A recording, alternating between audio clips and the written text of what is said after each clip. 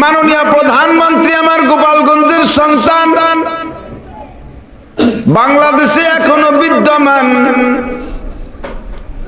আমরা গোপালগঞ্জের সন্তান, জীবনেও প্রধানমন্ত্রীর পাশে দাঁড়াইতে সক্ষম হইনি।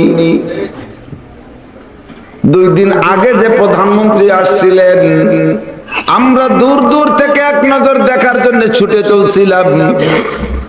আর দেখি দূর থেকে তাকায়, দেখি এক শ্রেণীর মানুষ ওনার ডান পাশে বাম পাশে গায়ের সাথে ঘেসে ঘেসে দাঁড়ায়। যতগুলি সুন্নাত দেহের সাথে সেট আছে, এই সুন্নাত গুলি ইমানের পাহারাদার। ইমানের বাদাম খাবা না, একটু ক্ষেতের মধ্যে 2-3 ফসল লাগালে একটা লাগাও। শরীরের সাথে যে সুন্নাত গুলি সেট আছে, যেমন চুল সুন্নতি, টুপি সুন্নতি, মোষ সুন্নতি, দাড়ি সুন্নতি, পোশাক সুন্নতি, পাগড়ি সুন্নতি, টুপি সুন্নতি। এই সুন্নাত গুলিতে মানুষের ইমানের পাহারাদারি করে, ঠিক কিনা? তুমি খালি মাথায় যা কিছু বলতে পারো, একটা টুপি মাথায় থাকলে কি তা বলা যায়? বিবেকেই বাধা দেয়। যদি একান্ত কাজানু লাগেই আর না কাজায় পারা যাচ্ছে না, সেই সময় টুপিটা খুলে লাগে, ঠিক না? তাতে বোঝা গেল যে এতক্ষণ যে আমার মুখরে কাজাতি দেই নেই, কে দেই নেই, এই টুপিতে আমার পাহারাদারি করছে। তোমার মুখে যতদিন দাড়ি নাই, অতদিন তুমি যা করতে পারবা, দাড়ি করে রাখো, দেখবো তা পারবা না। দাড়ি তোমার ইমানের পাহারাদার, দাড়ি তোমার চোখের পাহারাদার, দাড়ি তোমার মুখের পাহারাদার। আগে যে ভাষা দিতে সে ভাষা দিতে পারবা না, আগে যে সব দিকে তাকাইতে সেদিকে তাকাইতে পারবা না। এই সুন্নাত তোমার চোখ আর মুখের পাহারাদারি করে। গায়ে যখন তোমার বড় জুব্বা উঠবে, তখন তোমার হাত রে, তোমার চোখ রে, তোমার কান কে, তোমার মুখ রে আগের মতো ব্যবহার করতে পারবে না। এবার যদি সাথে মাথায় একটা পাগড়ি পেঁচে যায়, তাহলে দেখবা আরো অনেক কন্ট্রোল করে ফেলেছে। অনেকে কয় সুন্নাত, সুন্নাত, এই একটা বেশি হাসবে না। সুন্নাত এই জায়গায় আর ঢোকার জায়গা নাই, ঢোকার জায়গা নাই।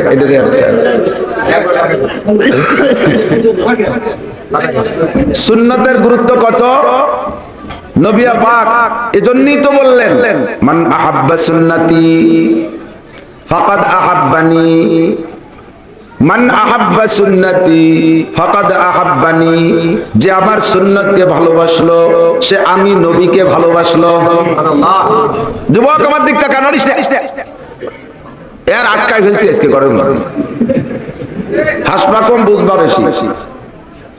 বেশি হাসে কথায় কথায় বলদরা, বলদরা হাসে বেশি। তোমরা যদি বলদ তাহলে হাসো, হাসো। এবার সবার মুখ বন্ধ হয়ে গেছে। বলদ কেউ শাস্তি রাজি না, ঠিক না? বলদ হব না, বুদ্ধিমান হব। হাসবো তো মুস্কি হাসি, খিলখিল করে হাসবো, হালকা দাঁত বেরোতে পারে। মান আহাব্বা সুন্নতি ফাকাদ আহাব্বানি। নবী আমার বলেন, যে ব্যক্তি আমার সুন্নাতকে মহব্বত করলো, সে আমি রাসূলকে মহব্বত করলো। আমাকে মহব্বত করলে লাভ কি শুনাইয়া দেই, ওয়ামান আহাব্বানি কানা মাই ফিল জান্নাহ। যে আমাকে মহব্বত করবে, সে আমি নবীর সাথে জান্নাতি হবে। মাননীয় প্রধানমন্ত্রী আমার গোপালগঞ্জের সন্তান, বাংলাদেশে এখনো বিদ্যমান। আমরা গোপালগঞ্জের সন্তান, জীবনেও প্রধানমন্ত্রীর পাশে দাঁড়াইতে সক্ষম হইনি। 2 দিন আগে যে প্রধানমন্ত্রী আসছিলেন, আমরা দূর দূর থেকে এক নজর দেখার জন্য ছুটে চলছিলাম। আর দেখি দূর থেকে তাকায়, দেখি এক শ্রেণীর মানুষ ওনার ডান পাশে বাম পাশে গায়ের সাথে ঘেসে ঘেসে দাঁড়ায়। মনে মনে বড় আফসোস করি, এই মানুষগুলো কত মুকাররাব, প্রধানমন্ত্রীর কত আপন, তারা তার গায়ে ঘেসে ঘেসে দাঁড়ায়। আমি 200 গজ 500 গজ দূরে সরে দাঁড়িয়ে আছি। ও কপাল, যে মানুষগুলো প্রধানমন্ত্রীর কাছে দাঁড়াইতে পারে, তাদের দাম কত বেশি। তাদের কোনো সুবিধা অসুবিধা গুলো চিন্তা করা লাগে না, তাদের চাকরি বাকরি বলে কোনো টেনশন নাই, তাদের ফ্যামিলির সন্তানদের চাকরি নিয়েও কোনো টেনশন নাই। কথা বলেন ঠিক? দুনিয়ার প্রধানমন্ত্রীর পাশে থাকতে পারলে যদি এত আনন্দিত হও রে বন্ধু, কিয়ামতের ময়দানে কোটি কোটি মানুষের প্রধানমন্ত্রী মুহাম্মদুর রাসূলুল্লাহ, যেই নবীর সার্টিফিকেটের সই ছাড়া কোন নবীও জান্নাতে যাইতে পারবে না। তুমি সেই নবীর উম্মত হইছো দোস্ত। নবী কয় আমার সাথে তুই জান্নাতে যাবি যুবক। আজ যুবক আমি তোরে হাসরের আরশে আজিমের মধ্যে আরশে আজিমের নিচে বসায়া হাসরের মাঠে পায়ের নিচে জমিনটা যখন পুইরা তামা পুরা লাল হইয়া যাবে। জীবন ভরে কথাগুলো শুনতে শুনতে কান তেলচা হয়ে গেছে। এ যুবক কথার গুরুত্ব তোমার অন্তরে কইমা গেছে। এই কথাগুলো বহুবার শুনছো বলে অন্তরের ভিতরে কোনো গুরুত্ব নাই। একটু চক্ষু বন্ধ করে ভেবে দেখো কর্মকারের দোকানের পুরা লোহা লাল টকটকে লোহার কি অবস্থা। অরিজিনাল তাজা আগুনের চাইতে লোহা পোড়ার বিপদ বেশি, ভয়ানক বেশি না? শীত ধরে মোমের আগুন উঠতে যায়, ওর মধ্যে এমন করে দ্রুত হাত টেনে নেবেন, দেখবেন হাতের কিছু হয় না, একটা লোমও পড়ে না।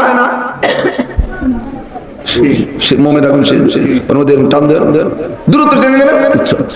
কিন্তু কর্মকারের দোকানের পোড়া লোহা যত তাড়াতাড়ি হাত মারে ফিরে যাবো না কেন, খালি হাতে আসতে পারবা না।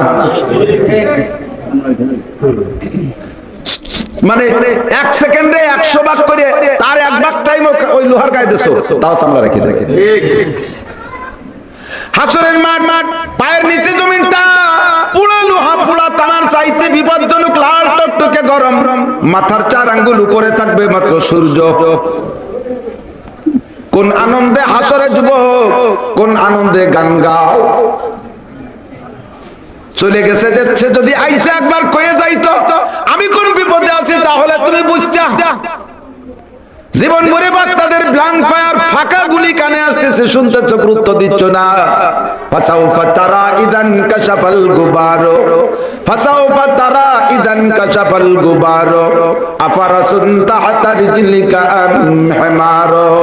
অন্ধকার কেটে গেলে প্রমাণ হবে তুমি কি ঘোড়ার পিঠে বসা না গাধার পিঠে বসা।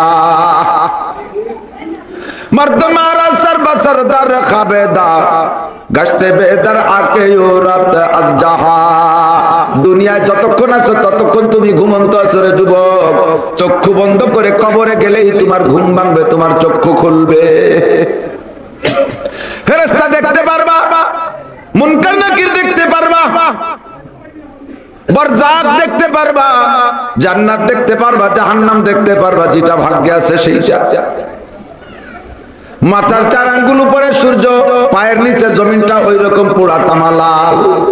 2 দিকের গরমে পায়ের নিচে সিদ্ধ হয়ে যাইবে। মাথার মগজ টকবগে গরম পানির মতো থকবক করতে থাকবে। পিপাসায় বুক পাইটা যাবে, চিৎকার করে বলবে রব্বি আসরিনা চাইয়া মিন মাইন বারিদ। রব্বুল আলামিন এক ডুব ঠান্ডা পানি আমারে দাও। এই ঠান্ডা পানির অপেক্ষায় চিল্লাইতে চিল্লাইতে রহমতে আলম নবীর সামনে যাবা। নবী দেখা কোলের ভিতরে টেনে নিয়ে নিজ হাতে 1 গিলাস পানি খাওয়াইয়া দিবে। নবী কয় ও উম্মত, দুনিয়ায় তোরা আমারে দেখলি না, আমার সাথে দেখা পাবি কয়েকটা জায়গা। 1 নম্বরে হাউজে কাউসারের কাছে আমার সাথে দেখা হবে। নবী কয় ফামান শারিবালাম ইয়াজমা বাদা, একবার যদি আমার হাত থেকে 1 গ্লাস পান করতে পারো রে যুবক, জান্নাতে যাওয়ার পরেও কোনোদিন পিপাসা হবে না। হাসরের মাঠে তো হবেই না, জান্নাতে যাওয়ার পরেও পিপাসা হবে না। আল্লাহু আকবার। মনে চায়, বিশ্বাস হয়